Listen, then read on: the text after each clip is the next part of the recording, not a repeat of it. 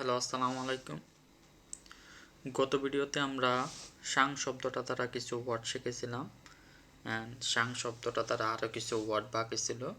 আজকের ভিডিওতে আমরা বাকি সবগুলো ওয়ার্ড দেখব। অ্যান্ড এখানে যে ওয়ার্ডগুলো দেওয়া আছে কম্পাউন্ড ওয়ার্ডগুলো সবগুলো এসএসকে 1 থেকে এসএসকে 4 এর মধ্যে ইনক্লুড আছে। প্রথম যে ওয়ার্ডটা দেওয়া আছে দেখেন, সাং পিং। সাং শব্দের অর্থ কি? জন্ম নেওয়া বা জন্ম হওয়া, জন্ম দেওয়া বা জন্ম নেওয়া। তো পিং শব্দের অর্থ হচ্ছে রোগ বা অসুস্থতা। অসুস্থতা, জন্ম নেওয়া কারো শরীরে, এটার মানে কি ওই মানুষটা অসুস্থ। সাংপিং শব্দের অর্থ হচ্ছে অসুস্থ হওয়া বা রোগে আক্রান্ত হওয়া। এখানে কিছু এক্সাম্পল দেওয়া আছে, যেমন থা সাংপিংলা, সে অসুস্থ হয়েছে। সই এই জন্য, মেচু শুইশিয়াও এই জন্য স্কুলে যায়নি। জুই শান্তি, শরীরের যত্ন নাও। পুইয়াও সাংপিং, অসুস্থ হওয়া যাবে না। এখানে কিছু সেন্টেন্স দেওয়া আছে। সেন্টেন্স না, গুরুত্বপূর্ণ ওয়ার্ড দেওয়া আছে কয়েকটা, আমরা দেখি। যেমন রংই সাংপিং, সহজে অসুস্থ হয়ে যায়। থুরান সাংপিং, হঠাৎ করে অসুস্থ হয়ে যাওয়া। তো এখানে আরও কিছু আছে, এগুলো আপনারা দেখে নিন। পরের ওয়ার্ডটা হচ্ছে সাংচি। সাংচি শব্দের অর্থ হচ্ছে রাগ বা শক্তি সৃষ্টি হওয়া। রাগ শব্দটাই বেশি ব্যবহার করা হয়, রাগ করা। সাং শব্দের অর্থ জন্ম নেওয়া। চি শব্দের অর্থ হচ্ছে শক্তি, বাতাস। কারোর শরীরে হঠাৎ করে শক্তি জন্মাইছে। এটা হচ্ছে আপনারা একটা কাহিনী বানায় মনে রাখতে পারেন যে কারোর শরীরে হঠাৎ শক্তি আইছে, এটা মানে হচ্ছে ও রাগ করছে। এটা সঠিক কোনো কাহিনী না, জাস্ট মনে রাখার জন্য আপনারা এই গল্প বানায় ওয়ার্ডগুলো মনে রাখতে পারেন। আচ্ছা, আমরা এক্সাম্পলগুলো দেখি। চিং পিয়ে সাংছে, দয়া করে রাগ করবেন না। শি ওয়া চোলা, আমার ভুল হয়েছে। শি ওয়া চোলা, আমার ভুল হয়েছে, তুই বুঝছে, দুঃখিত। পরবর্তী এক্সাম্পলটা দেখেন। লাওশি ওইশানমা সাংছেলা, শিক্ষক কেন রাগ করেছেন। এখানে কিছু গুরুত্বপূর্ণ ওয়ার্ড দেওয়া আছে। এখানে যে ওয়ার্ডগুলো আমি ওই যে বাক্সের বাইরে এখানে ড্যাশবোর্ডে লিখে দিই, এগুলো হচ্ছে অনেক ইউজ হয় ওই ওয়ার্ডটা দ্বারা। অনেক অনেক ইউজ হওয়া সেন্টেন্স বা ওয়ার্ডগুলো হচ্ছে এখানে মেনশন করা। যেমন আমরা ডেলি লাইফে যেমন বলি যে রাগ করো না, রাগ করো না। পিয়ে সাংছে, রাগ করেন না। রঙে সাংচি, সহজে রাগ করে ফেলে। এই কথাগুলো আমরা ডেলি লাইফে অনেক ব্যবহার করি, তাই না? এই ব্যবহার করা সেন্টেন্সগুলো বা সেন্টেন্স ফ্রেজগুলোই এখানে দেওয়া আছে। ওইশেন মা সাংচ, কেন রাগ করেছ। তুই সেনমা সেনমা, তুই এর পরে আপনারা যে কোনো একটা কিছু বলবেন, দেন সাংচে, কিছু একটার উপরে রাগ করেছে। তুই নি সাংচে, তোমার উপরে রাগ করেছে। সাংচে দৌ ইয়ানিন, রাগ করার কারণ, অ্যান্ড দেন একটা সেন্টেন্স বলে দেবেন। পরের ওয়ার্ডটা হচ্ছে সাংরি। সাংরি শব্দের অর্থ হচ্ছে জন্মদিন। সাং শব্দের অর্থ জন্ম নেওয়া বা দেওয়া। রি শব্দের অর্থ হচ্ছে দিন বা তারিখ। সাংরি, জন্মদিন। এক্সাম্পলগুলো দেখি। জুনি সাংরি খোয়াইলা, হ্যাপি বার্থডে টু ইউ।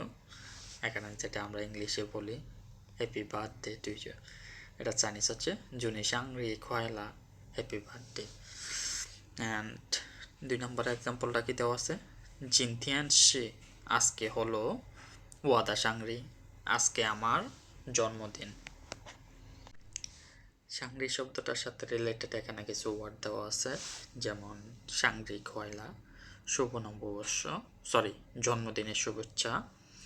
সাংরি দানগাও, জন্মদিনের কেক। সাংরি পাইতুই, জন্মদিনের পার্টি। সাংরি লিউ, জন্মদিনের উপহার। সাংই, সাংই শব্দটা তো হচ্ছে বিজনেস বা ট্রেড, ব্যবসা বাণিজ্য। সাং শব্দর অর্থ হচ্ছে জন্ম নেওয়া বা সৃষ্টি হওয়া। ই শব্দর অর্থ হচ্ছে ধারণা বা উদ্দেশ্য। সো কাজ করার ধারণা সৃষ্টি হওয়া বা কাজ করার কোনো একটা অপরচুনিটি সৃষ্টি হওয়া, এটা হচ্ছে আপনারা বুঝে নেওয়ার জন্য। হ্যাঁ, সৃষ্টি হওয়া মানে হচ্ছে একটা ব্যবসা প্রতিষ্ঠান। এখানে কিছু এক্সাম্পল দেওয়া আছে, যেমন থাদা সাং ই উইয়ে লাই উইয়ে তা, তার ব্যবসা দিন দিন বড় হচ্ছে। ওয়া ফুচিন, ফুচিন শব্দের অর্থ হচ্ছে বাবা। ওয়া ফুচিন, ফুচিন শব্দটা মানে হচ্ছে বইয়ে যে আমরা বাবা সব পিতা মাতা লিখি, আমরা নর্মালি বাবারে পিতা বলি না, এই পিতা এই পিতা, আমরা বাবা শব্দটাই বলি। চাইনিজরাও পাপা শব্দটা বলে। সো ফুচিন শব্দের অর্থ হচ্ছে পিতা, যেটা হচ্ছে আমরা বই খাতা লিখি। ওয়া ফুচিন সে জো সাংইদাম, আমার বাবা হচ্ছে ব্যবসা করেন। শুয়েশাং, শুয়েশাং শব্দটা আমরা গত মেবি 2-3টা ভিডিওর আগের ভিডিওতে আমরা দেখছিলাম যে সুইসাং শব্দটা কীভাবে ইউজ করে। সুইসাং শব্দের অর্থ হচ্ছে স্টুডেন্ট। সো আপনারা এখন যে কোনোভাবে এটা ব্যবহার করে সেন্টেন্স তৈরি করতে পারেন। সুইসাংয়ের সুই শব্দের অর্থ হচ্ছে পড়ালেখা, সাং শব্দের অর্থ জীবন, যে জীবনটা পড়ালেখা করে ওইটা হচ্ছে ছাত্র। শিয়ানসাং, শিয়ানসাং শব্দের অর্থ হচ্ছে মিস্টার, মহোদয়, শিক্ষক, জনাব। সো শিয়ানসাংয়ের শিয়ান শব্দটার মানে হচ্ছে আগে বা পূর্বে। সাং শব্দের অর্থ হচ্ছে জন্ম নেওয়া।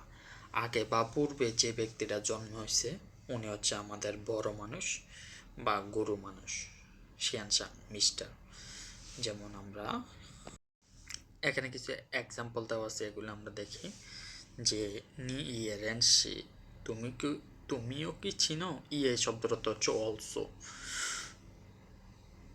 রেনসি শব্দের অর্থ হচ্ছে চেনা। ওয়ান শিয়ানসাং, তুমি কি মিস্টার ওয়াংকে চিনো?